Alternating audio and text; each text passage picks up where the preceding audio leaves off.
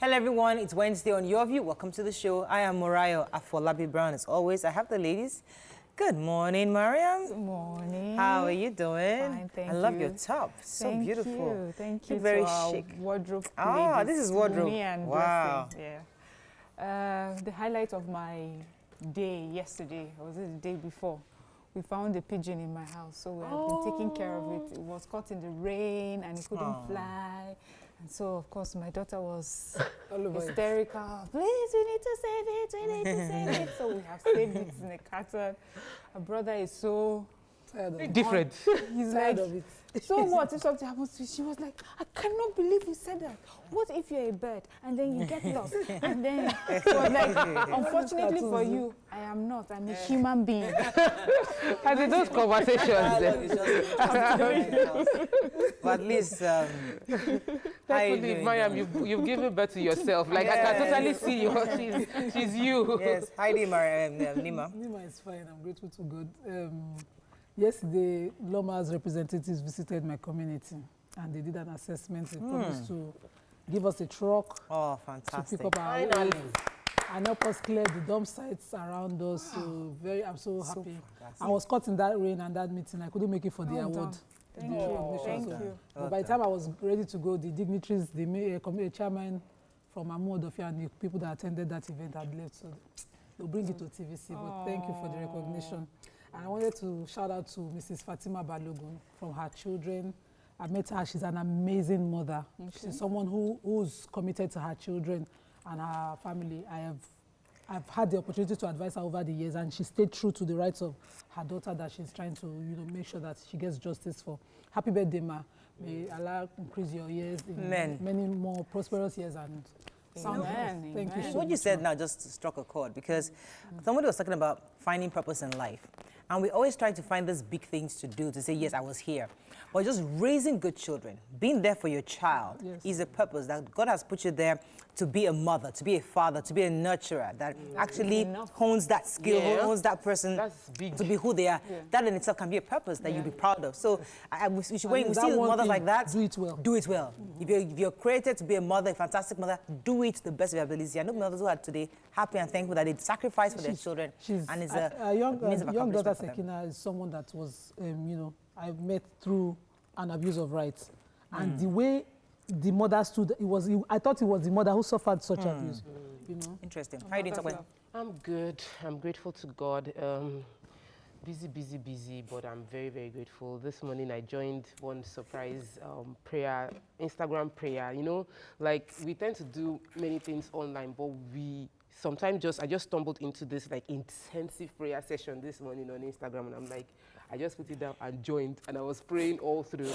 And I think that many times this year for me has been a very spiritually enlightening year on a different level. Like I have prayed like I can't remember, maybe last time I prayed like this was when I was in CAC as a teenager.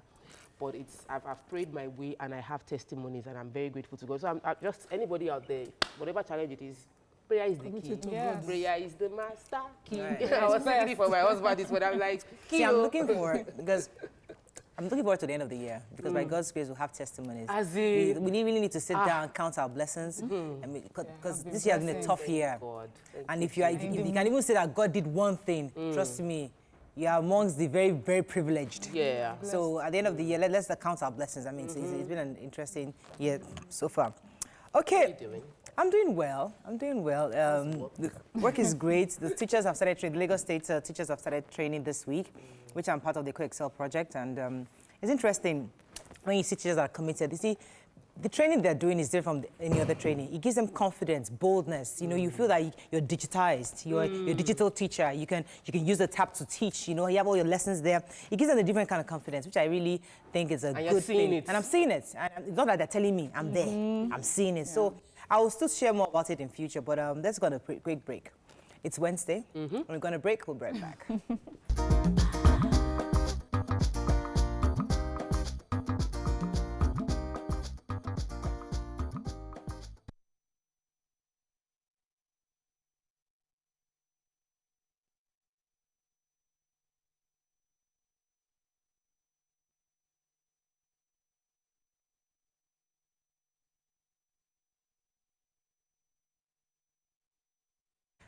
Right, we're going to start with the Nigerian Tribune. Soyinka backs Obasanjo, says Nigeria more divided under Buhari. Imported poultry foods now contain traces of COVID-19. Yes, so I read it. Law school admits 1,785 candidates to bar. Oyo schools to run morning-afternoon shift. Tertiary institutions reopened September 28th. Labour demands reversal of fuel electricity price hike. Why we keep borrowing money, says Buhari. Okay, which story are we taking in Tribune? The COVID-19. COVID-19. You read it with the chicken? I read it too. So Nigerian Customs said that they got intelligence report from China that frozen foods imported from countries like Brazil and Ecuador tested positive to COVID-19. And the minister for the Controller General of the Customs was saying that, you know, these are completely banned, prohibited imports to this country, and the Customs should please enforce any form of smuggling against it. I hope that our people are hearing, because we are already doing farming in that area. No, we don't have Titus fish. We don't have Panla fish locally. We don't. It's frozen and brought in. So when we make it look like we don't have enough chicken to meet the need. Consume what you produce. Patakata will not eat Panla again. And we will not eat Titus fish. We will not leave it. Let's, if there's COVID. Or then when you're handling, that. if the panla, when you're handling it, please be clean very, very thoroughly and cook it up from it. Moving on to The Nation. Labour workers choked by petrol power rates hike. Abdusalami to Obaseki and Ezeyamu. Your integrity is at stake. And picture here of both the gentlemen hugging after the peace pact was signed. Nigeria nears total collapse, says Soyinka. Inflation in 2-year highest at 13.22%. Ajayi Jagede alliance likely for Ondo poll. Okay, let's start with the major headline. Labour, the issue of the petrol hike. Labour and the Minister of Labour and I think a few others. Waba, talking with the Minister for Labour, was complaining about all these increments that they have just, smuggled on us, saying this increments that they have just, smuggled on us, saying that it's like taking from back what you gave in front. With the increment in a minimum wage, this costs, tax, VAT, petrol rise, electricity tariff, and all of those increments are reducing. That if a Nigerian was to earn, got an increase of 66,600, but they are losing over 25,000 because of all of these costs that the government is pushing on us. And government is saying even the real price of petrol is government is saying that we're actually not paying the real cost that we should be paying. Because the truth that international prices is the dollar rate. Actually, the real dollar is 450 naira to the dollar, but CBN is giving to them at 391. So they're still it's just to cushion that effect of. But they're still feeling for Nigerians. They're not showing you the entirety of how the suffer would be. Because the suffer is supposed to be 183 naira, but they're giving us 161 naira because CBN is giving them a lower rate for their dollar. But Idris Waba said something that is very good for me. He said, and I think every government in the past should admit failure, that you people did not face this problem with solution mindset. Our refineries still are not working. Yes. And you look for ways to cut corner and line people's pockets by paying subsidy or under recovery through the back door. So, and that's the same. Which refinery are you giving us? Listen, we've been talking about that for a long time. But it doesn't totally move from the point of today, right now, we are stopping subsidy. That one is we should stop subsidy. That one is a forgone issue. Okay, let me take one more story. The very bottom, NDDC contract. Oh, yeah. Fabio is on a tour, mending the fence tour with the National Assembly. He said he went to congratulate the Amos Olatunde Ojo, and also to mend fences, because the agenda of this administration is to make sure that there's better working relationship with the executive and legislature. And also that, he was asked by reporters after he came out of a meeting that, so how about the list that the Speaker of the House had asked for? And he says, no, if not that you're saying it now, that is not what the Speaker asked for. The Speaker just said, is there any undue influence from the National Assembly to this? So the mic has been offed completely. All right, that's what it sounds like. Right. Well, we don't want a good working relationship between the National Assembly and the executive. What we want is checks and balance. Moving on to Daily Sun. Governors, INEC rec, APC, PDP bigwigs on visa and U.S. visa ban list. Nigeria edging towards total collapse, says Soyinka. FG Lagos stop barge operations along Marina coastline. Edo party's candidates signed peace pact in Benin. And Anambra police rescue 8 children trafficked from southeast and south-south. So the Lagos State, I think, a Minister of Transportation, and I think former governor of Lagos State visited the coastline at the marina, and you know they decried the situation that the operators of these tankers and containers terminals are doing across that. And the minister was saying, please sanitize and restore the tranquility and beauty of the coastline. And I'm wondering, when will they shout since? That the operators of tankers, terminals, and all of that on our roads generally, so always. So they give you a direct instruction that they stop all the barge operations. So all those flatbeds there, don't bring in all that, bringing in freight. They should stop all those things, and nobody's going to collect anything from that. To the MPA to revoke their licenses. Yes. And subject them to step in the right direction. Thank you very much. That's the alternative. Exactly. Yes. We are applauding when it's being enforced. And so the Commissioner of Police is also involved in Lagos State. So they told them the federal tax force came to Lagos to clear road and nothing was cleared. Okay, so let's wait. There's a terminal operator in my side that the MPA came to visit. So they know that anywhere these terminal operators are working, they need to be... Okay, let's talk about the visa ban. The UK said they will not give them visa, but they didn't give us a list. No, there's no people they were talking to. US and UK. In election. Yes, the US said it yesterday. The UK is saying it too, that anyone guilty of election malpractice or violence would not be allowed. They didn't mention the name. They never do, but some people, what I've heard from the grapevine is that some people are not allowed to travel.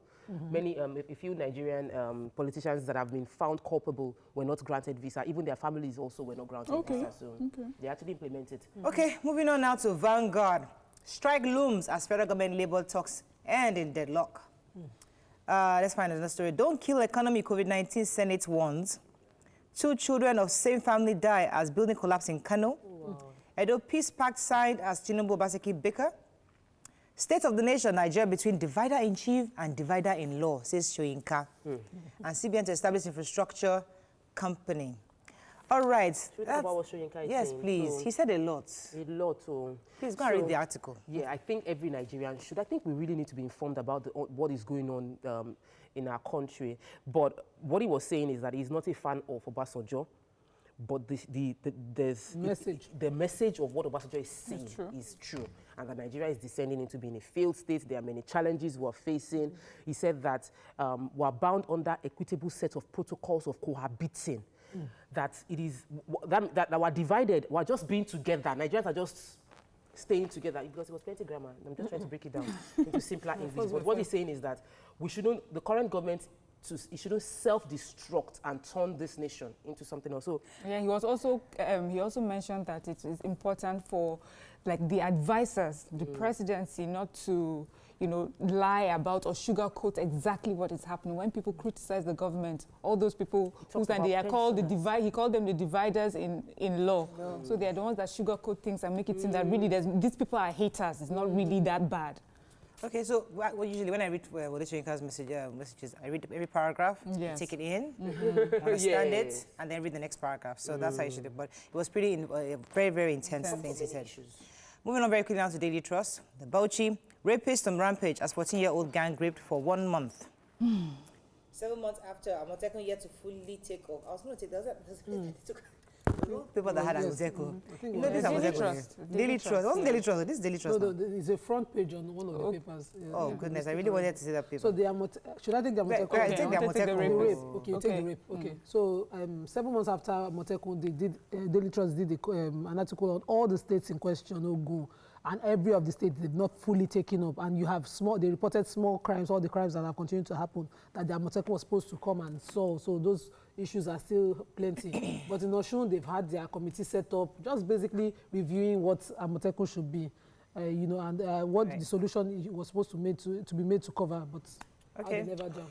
Okay, so very sad story coming out of Bauchi State, where the government, their parents, mothers are sad, really, and angry because of the rape that is going on rape of their children that's going on in that state. Babies, girls, boys being raped by family members, strangers, just anybody. The numbers are just increasing. There's so many examples that they gave. you know, and it's really sad. So they're asking that government, the state government, should give stiffer penalties for rape, and also. But then Yes, at so the end the of the article, there was a was- part of, you know, blaming it on drug, certain other influences, which I think that's how the government should come in, because the age range for the rapists were 21 to 25 per you know, gang rapes, 21 to 25, I think. So they should. Unfortunately, we can't take any more stories. But I think this is the last day we can talk about the elections in Edo State, because obviously from tomorrow we won't be allowed to talk about it anymore. But pretty much both parties, or all the parties, have signed a peace pact. Yes. As the two major candidates have hugged.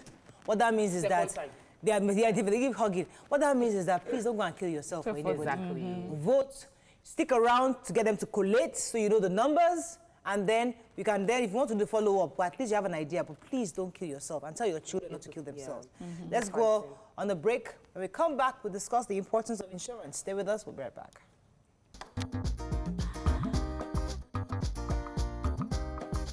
Stay tuned. Your View will be right back.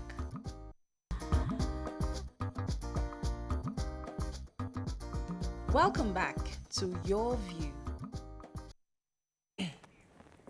Thanks for staying with us. So the COVID-19 pandemic has taught, or better still, opened the eyes of majority of people to insure their properties, health, and every other thing that is dear to them. Our guest will enlighten us on the importance of insurance. Joining us on the show is Executive Director, Tangerine Life Limited, Ibitunde Balogun. Good morning, sir. Are you there? Good morning. Yes, I am here. Good to have you, Mr. Balogun. Now, so insurance is something many people around the world you have, because obviously for their properties, their lives, things that are close to them. But in Nigeria, not everybody has completely embraced the importance of insurance. Could you let us start from the basics? Why do we need to insure, and how affordable is insurance in Nigeria today? Okay, thank you very much. Thanks for having me. So insurance, it's why we need to insure is because basically, you know, things happen, right? And when things happen, you don't want to be running around trying to figure out what you do. So if, for instance, you have a car and, you know, you get into an accident, you didn't plan to spend any money fixing your car, right? If you have insurance, that is taken care of. If, for instance, you know, you lose a loved one, and you know you have to start running around trying to figure out how you're going to bury the person, funeral expenses and things. With insurance, that headache is taken away. So you insure to protect yourself from unforeseen circumstances, basically.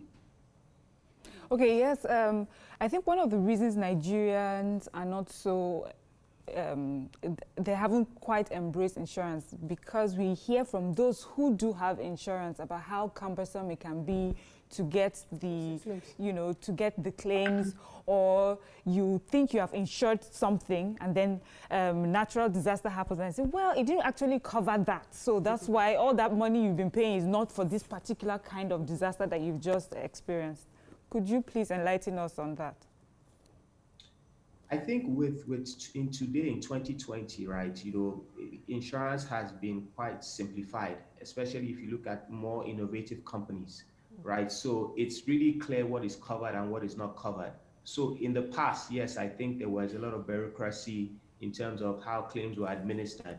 But today, you know, it's pretty straightforward. Even from the comfort of your home, you can get a policy, you can pay weekly, you can pay monthly, and all the claims processes and everything can be done from the comfort of your home.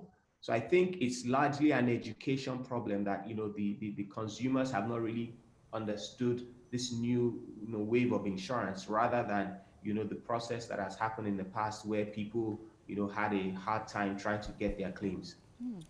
Okay, so in insurance, we know that, you know, you either you get a policy against a particular occurrence or incidents in future and protect yourself. We're in COVID times now, and we know that how do you bring the COVID test ordinarily, that is about, if you want to do it privately now, over 50,000, into an insurance already existing? Is it possible?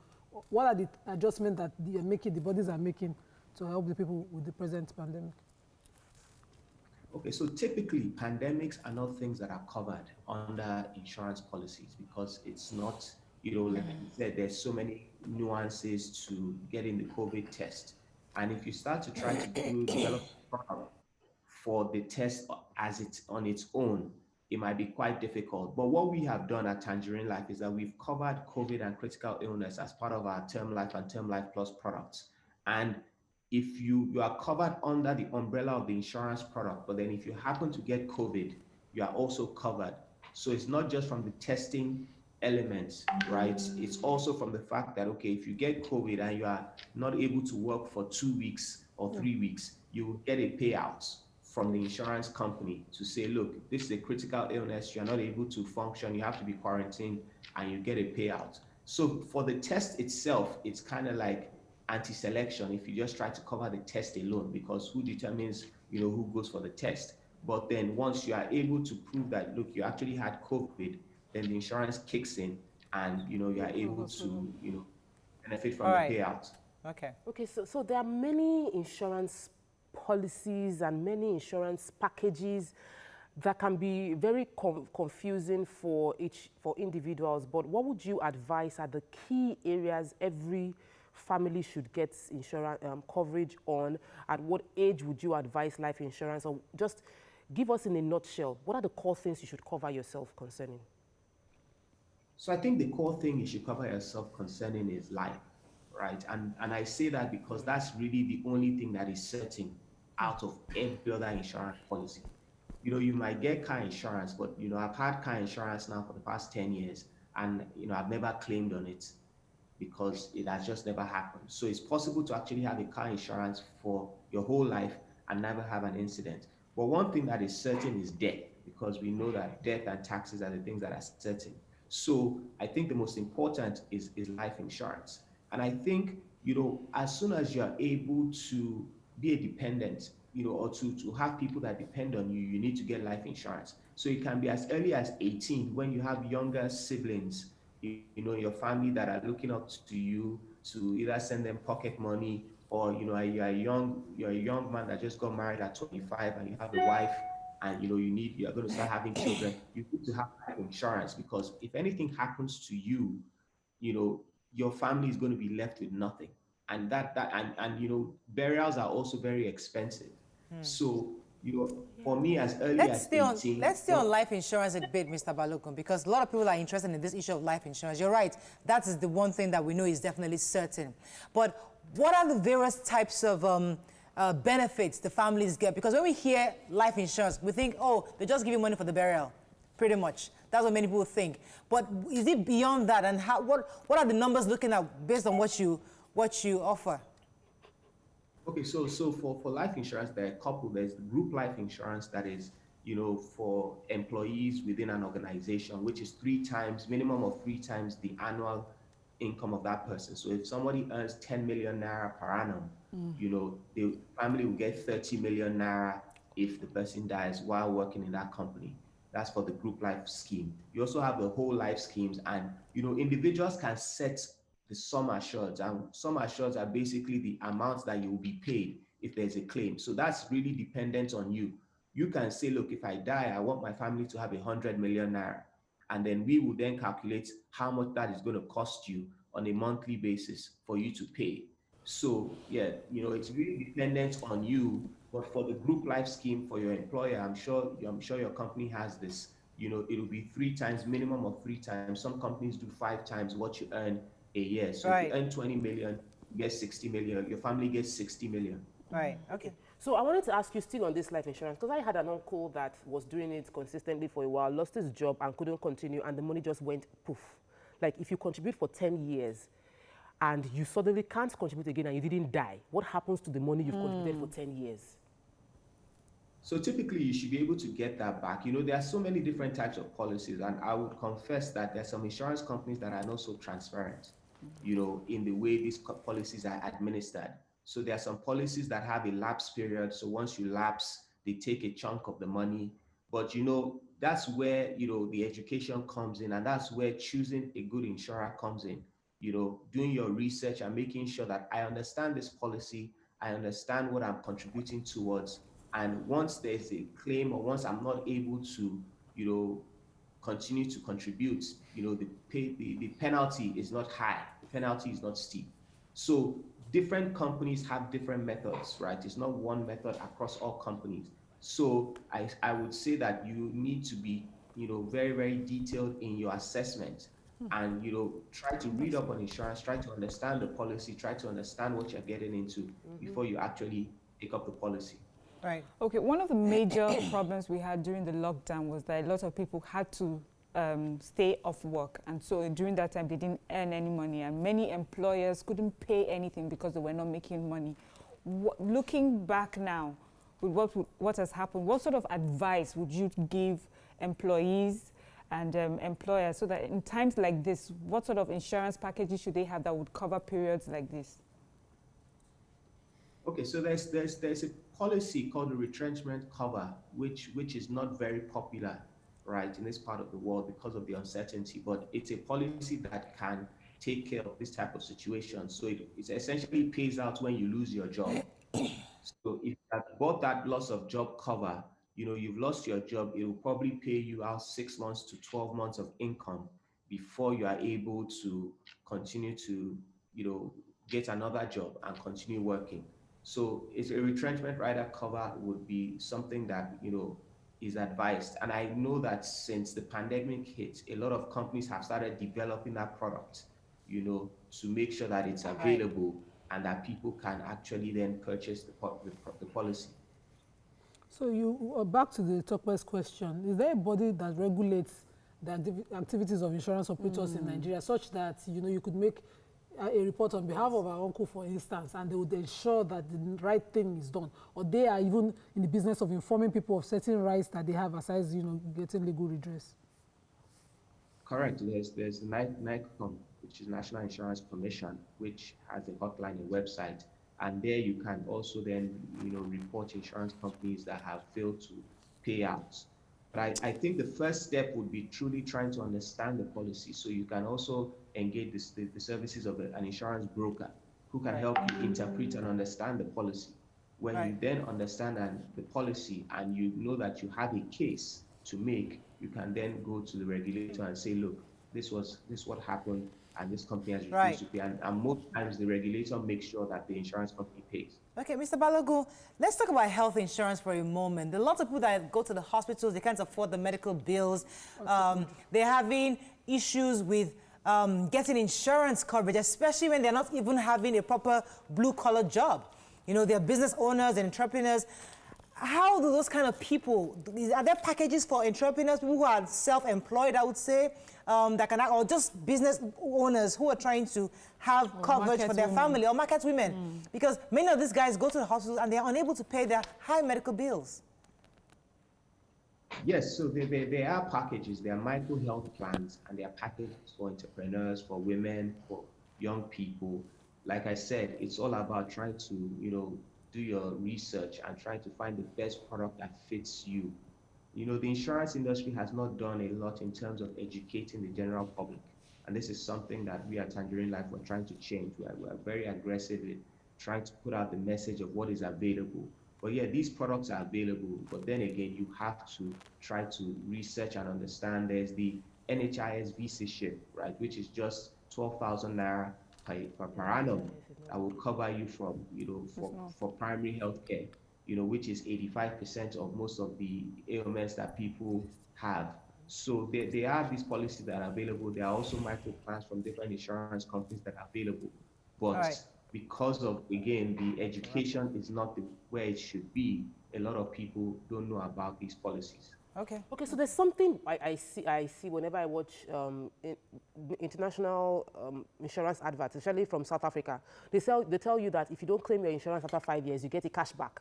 You get it. There's something they give you back, like they pay you back for not claiming it. So if I've been doing car insurance for the past 5 years, or like you said, you've been doing it for 10 years, and you didn't claim, what are you people doing with my money? Shouldn't there be some incentive to encourage other people to do it by doing a payback to such people? We don't operate those kind of... Don't we? Are you looking towards... Don't we? We do have no claim bonuses, right? That's called a no claim bonus. So you're right. If you've been paying your insurance premium for 5 years, some companies even 2 years, and there's been no claim, right? They should be able to give you a cash back against your next premium or even cash back into your account. So like I said, there are companies that are doing this as well in this market, but Okay. we just need to, make sure that we are continuing to engage to understand which companies are doing this and understand what best deals are available for us. Okay, let's go on a quick break. When we come back, we'll continue this conversation. Stay with us. We'll be right back.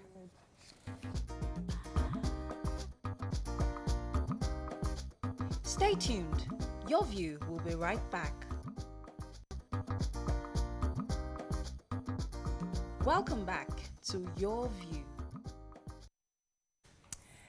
Thanks for staying with us. So we're still on the issue of insurance. And as I said, it's something that is not novel outside the country. Many people get everything insured.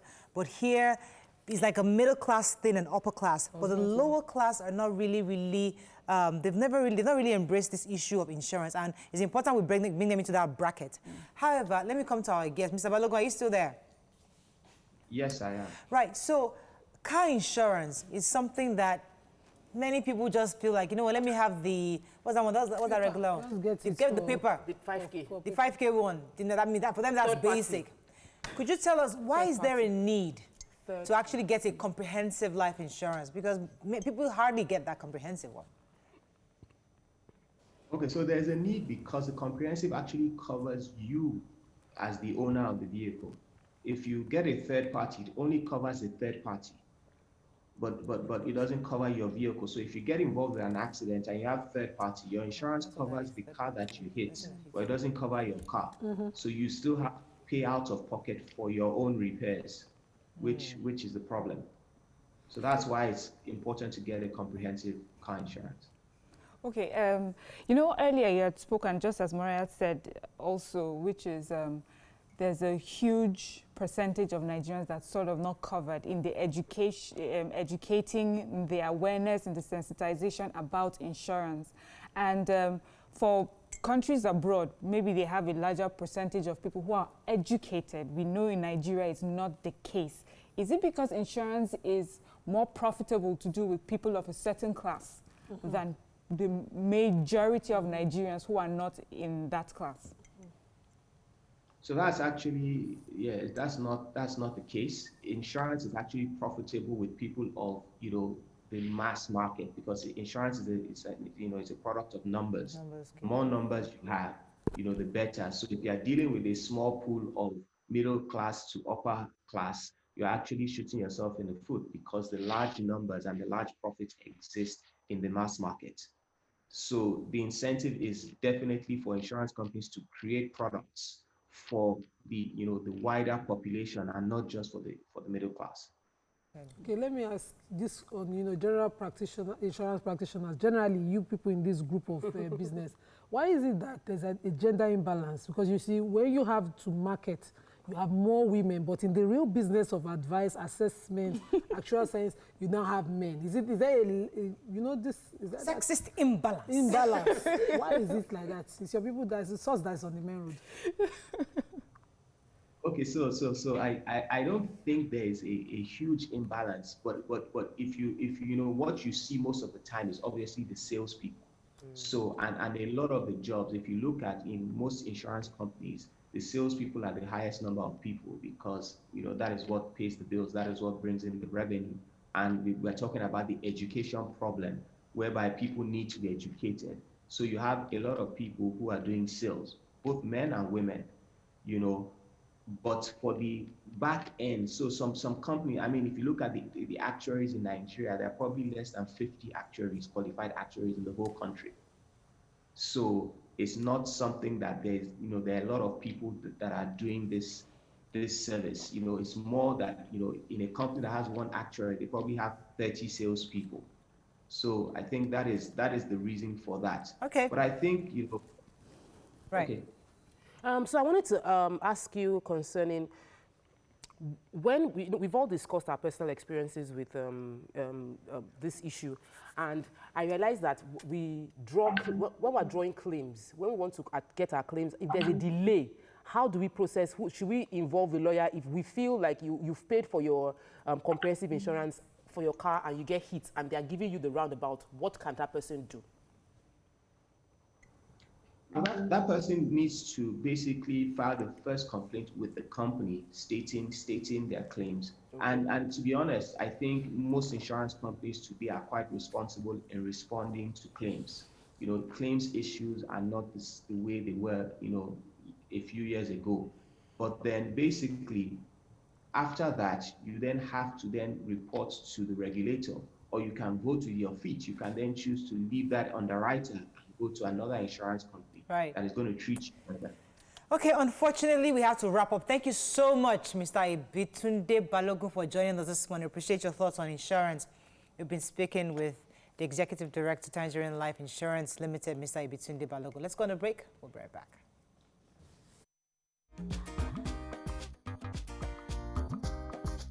Stay tuned. Your View will be right back. Welcome back to Your View. Thanks for staying with us. So, we're moving on to another topic. The police and the public hold different views about the key aspects of policing, especially on some major policy issues facing the country, particularly in Lagos. So, on the show today, we have with us the Commissioner of Police in Lagos State, Hakeem Odumosu. Good morning, sir. CP, are you there? Good morning.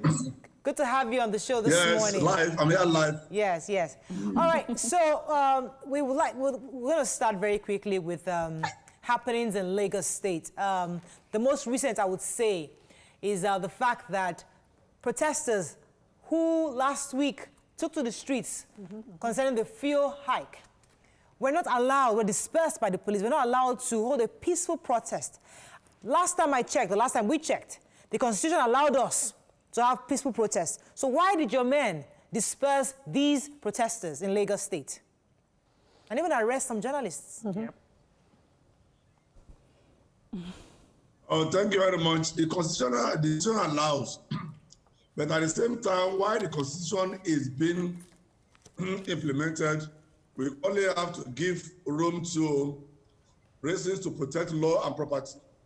When a peaceful protest is to be, it's just expedient that the security agencies is informed and, picking my words, informed, and not that the sick people, so that we'll be able to provide adequate security. We won't allow the disgruntled and hoodlums to hijack.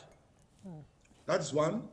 Secondly, now we are in COVID-19, and there must be 2-meter distance in order to suppress this.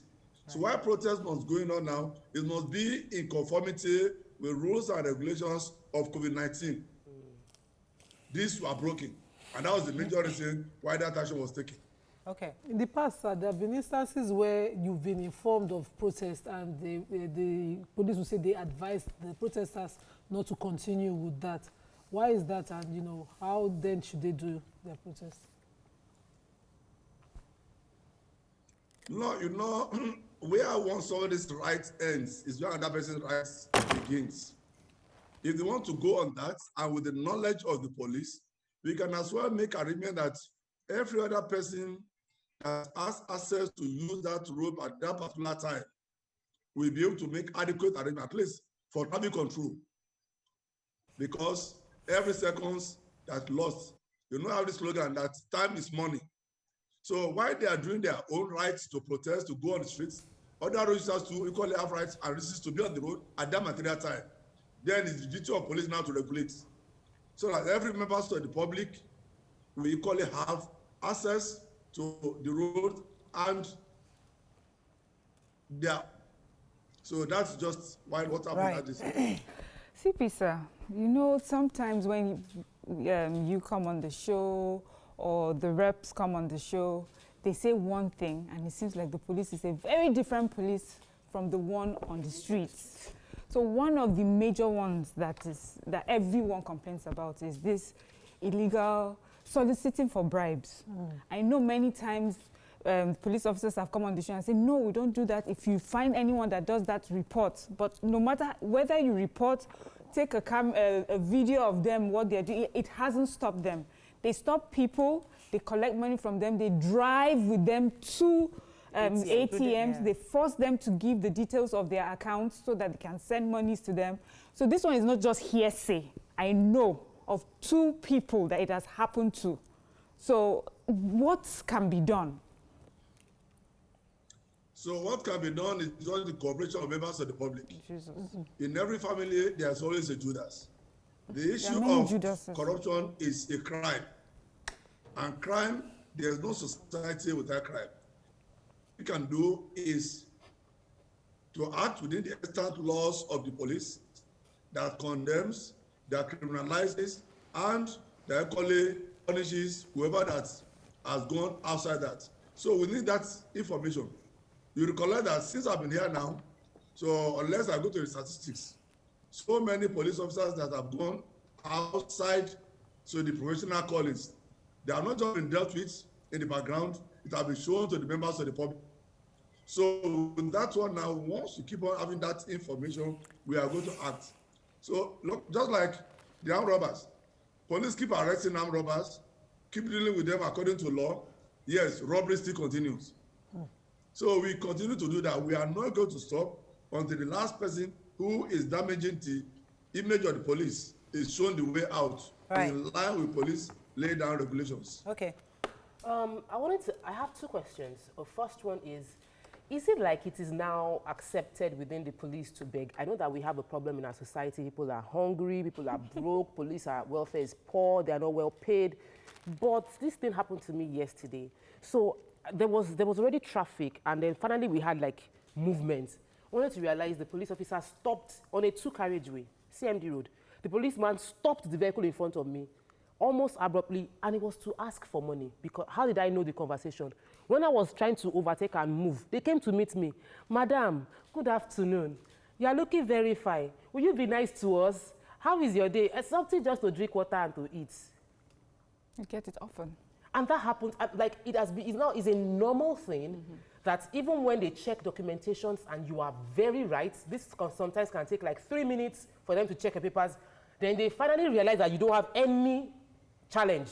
They will now ask you for anything for the boys. And is it our culture now? And we shouldn't frown, we should just see it as, well, we're helping them. Yeah, we're helping them.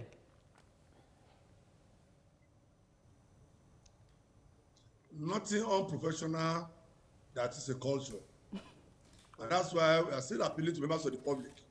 You know, the one way to stop any crime whatsoever is for the victim to cry out, and for the victim now to equally stand to make sure that that suspect or the perpetrator of that crime is according to law. But in most cases, when offense is committed, not even in line with the police, maybe a neighbor to a neighbor had misunderstanding, so they were prowling, fighting, or maybe the issue of maybe kidnapping, or maybe the issue of rape, and the report is not made. And once the report is made, the person will say, well, if I go there now, so whatever happens, so they still come back to me. I will keep quiet. By keeping quiet and not reporting cases, and by reporting cases and not following up to the logical conclusion of giving statements and evidence in court, when the case eventually gets to court, the only thing that happens in that one is to keep on them. So when such thing happens now, please, all members of the public, our lines are on, mine's on WhatsApp, on chat, let us serve, and there is none. I can start to beat my chest to that has been reported that action has not been taken, and the victim of that act, so has the justice, and the perpetrator of the act now punished according to law. So what you can only make us to assist, we want assistance, members of the public. Okay. So that when it happens now, please let us know. All right, we're going to go on a quick, very short break. When we come back, we'll open our phone lines for more calls. Stay with us, we'll be right back.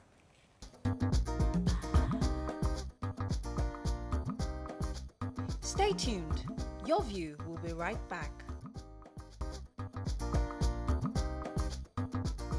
Welcome back to Your View. Thanks for staying with us. So we're going to be opening our phone lines, but we have the CP still. CP, are you still there? Yes, yes, live and direct. Good. My question to you is the malhandling of suspects. So A police goes into somewhere, they raid the place, they arrest suspects of different things, but they are treated in the most horrendous way. These people are thrown into vans, taken to the station, rough handled in different ways, and they treat them like animals, even though they're just suspects and they've not even gone to court. So what is the right procedure when the police arrest a suspect? How are they supposed to be handled? In every profession, there are rules and regulations, what you call rules of engagement.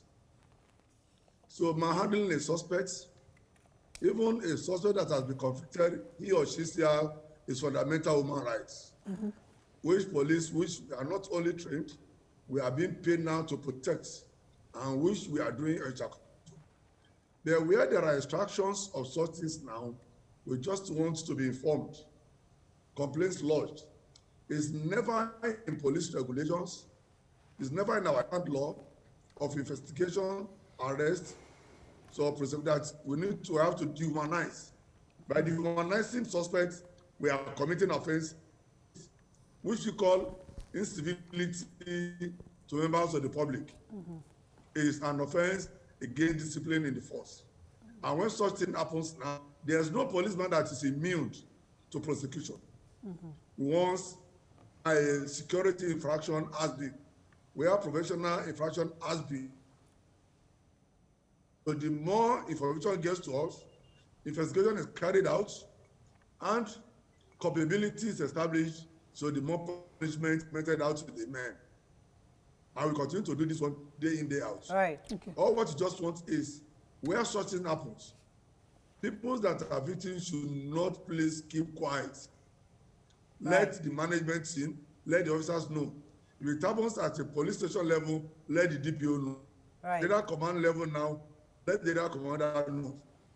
Okay. And anywhere that happens now, either DPO, data command, any department, let the CP know. Action Okay. ready, being taken in the past. Right, okay. We shall continue to uphold ethics and fundamental human rights Right. of all citizens of this country. Okay. Okay, sir, we're in very, very tough times now. With the pandemic, there is a very, very high increase in crime. So how do you manage to, to enforce the law with this? I'm asking this because I see your men on the street all throughout the lockdown till date. I can count on the fingers of one hand the few numbers of policemen I've seen with face mask at all. Talk less of, So how do you enforce the law, do your duty with the current situation on ground? And what is the office of the CP, for instance, doing to ensure that your officers are conforming? Sorry, the network is not. Should I say it again? Short. That last sentence. Okay, so what are your officers, what Sorry, are the you network doing? is not friendly. What are you doing, sir, to make sure that your officers conform with the rules of the guidelines of the COVID-19 under this, while enforcing their duties? So what we are doing is just to be in line with the regulations of COVID-19. The police officers, so we have cases that are offenses that are available in law. So such offenses, once officers come in, instantly, we do a preliminary investigation now, we release. All does not signify the end of investigation, so that we don't crowd people that are not supposed to be.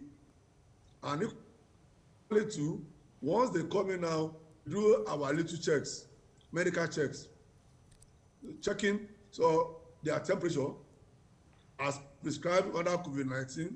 So the constant cleaning of hands, wash, so with the sanitizer, we do all those ones. And instantly, cases that are not bailable, we expedite action on the investigation and they are charged to court. All these actions are taken in order to reduce the number of police suspects. Are the police officers custody. wearing face masks, sir? Most of the officers on the street are not wearing the face mask. So they seem to be the conduit to get it to innocent citizens. Because I've been asked several times to wind down my glass because they want to see something, and I'm insisting you're not wearing a face mask, and I don't want to wind down.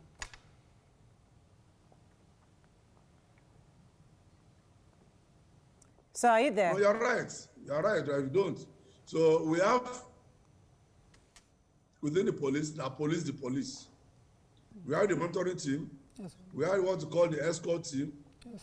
And we have our provost team. So constantly they go out to monitor the behaviors, the dressings of our policemen on the streets.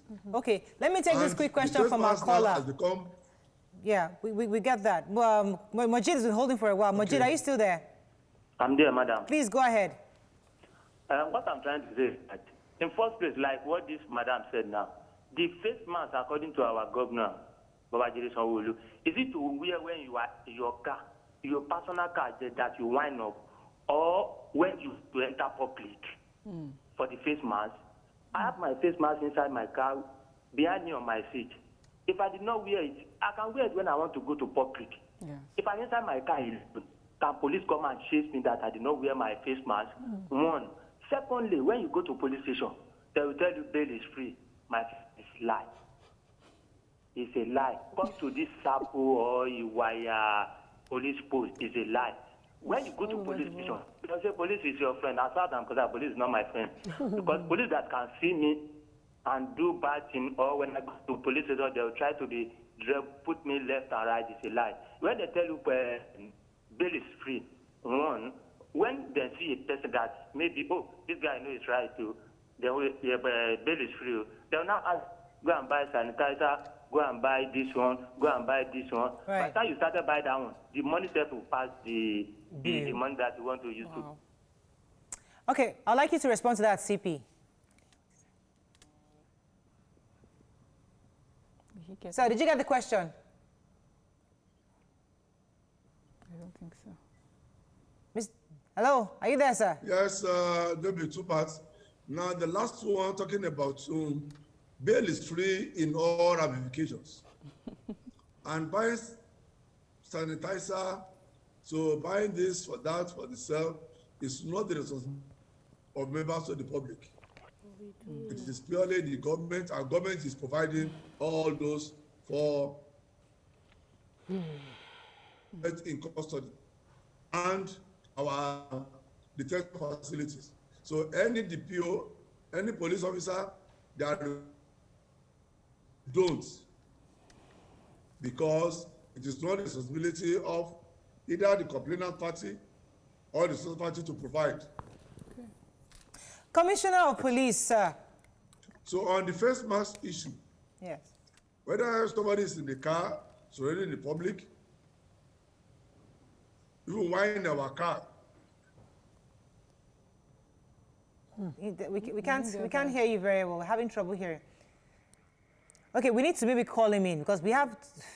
He sounds like the commissioner of police of a different country, so we need to. Yeah, because what he's saying is totally different from what Nigerians experience. So it's like what he's saying, what's in paper and agreed. But what Nigerians are experiencing is totally different from what he's saying. There's TV police and then There's the actual there's real police. The real But you police. know, I So- would really like for him to answer that question because there was a person who had put on social media, he was arrested for not wearing his face mask while in his own car. So he was alone in the car and his face mask was there in the car, but he was not putting, he didn't wear it. And the police officer took him to, of course, get money out of his account and everything because he didn't do that. Yeah. So I guess Nigerians will really want to know. I also am very concerned because I know for a fact that police collect money from vehicles bringing in agric produce on the road, and they do it all the time. So most farmers that are bringing their He's on the vehicle phone in- now. So, Okay. Commissioner of Police, Mr. Odumosu, are you still there? Okay, I'm hearing you. President. Yeah, I was saying while we were disconnected with you that you sounded like a commissioner for a different country because what we're experiencing out there is different from what you're saying. Totally and completely different. People are asked to wear their face mask even inside their own car. People are stopped for not wearing face mask in their own car. And that's the reality out there. But you know, when someone is inside the car, unless a lone passenger or just the driver alone, but by the time 2-3 people are inside the car, it has become maybe the wife, maybe the children, maybe the colleagues. So along the line now, so it has been more than that. So there is this for that one to be one why there. And more importantly too, I'm not a medical personnel, I'm not a medical expert. But from what we have been following now, what the federal government, the Commission of COVID-19 has been giving out reports. So one needs to do that when there's another person inside the vehicle. The team is alone, the driver alone, the owner alone, driving the vehicle alone. Yeah, I may not be doing for that. And Okay. even another thing is that by the time you get to a place, you need to roll down. Consciously or unconsciously, anybody that's not used to putting it on while alone in the car may not easily pick it and put it on while trying to talk to somebody. So that's why for this reason now, it's better for us just to put it. You can hang it. We are hanging this one now. Okay. And once you need to talk to somebody, you just roll it up. Okay. And All right. cover the nose and the mouth. Okay, go ahead. Okay, Mara. Mr. Commissioner, sir, there are people who have, many people have asked what sort of training the police officers get before they become officers. So, because as we say, these are the rules and as you have said today, you've given us the rules and regulations. So you've told us the rules of engagement. And it seems as if the police on ground do not have that same information. Is there a challenge that the police force has concerning training and educating the officers? You know, during this COVID, we have a medical team headed by a qualified medical doctor. That is the medical team of the police. Now, for this, we organize in-house training for them. The doctor in charge of our Lagos State Police Command Medical Team now moved from one division to other now to lecture the men, to let them actually know that these are the things you need to do to protect yourself, to protect the suspect, to protect the staff of the station. And not only at that place now, we have extended this one equally to the barracks to sensitize them on what to do or what not to do. All these are the measures that we have taken. Right. And we are still taking now to make sure that this thing is caught and how the members of the force will behave in public. All right. Members of, We have to wrap up, sir, with you, unfortunately, because we've run out of time. But I've been asking this question for the past 5 years. Why must your people wear this black thing they're always wearing? You look like a police officer with the blue and the black trousers. That's approachable. But must they wear this black thing? They almost disappear at night. We don't even see them. Can't you have a policy where they wear the blue top and the black trousers so they look decent out there? Well, that's the policy decision which I cannot fault, which I cannot comment. But just to know that the blue, the black, as well as the camo are part of our uniform. And most of them are worn as the occasions, as the operations, as the demand, as the job. I want to go and do the man. For example, now, you are doing an operation, you are wearing blue. In an operation, so where you need to crawl, where you need to climb, definitely it gets dirty here. But when you put on the camo, like a khaki material it is now, it can withstand the weather, it can withstand the roughness of that operation. So the blue, the black, so the camo uniform we have now, they are for specific assignments in the course of carrying out our responsibility. But why that is taken is policy decision.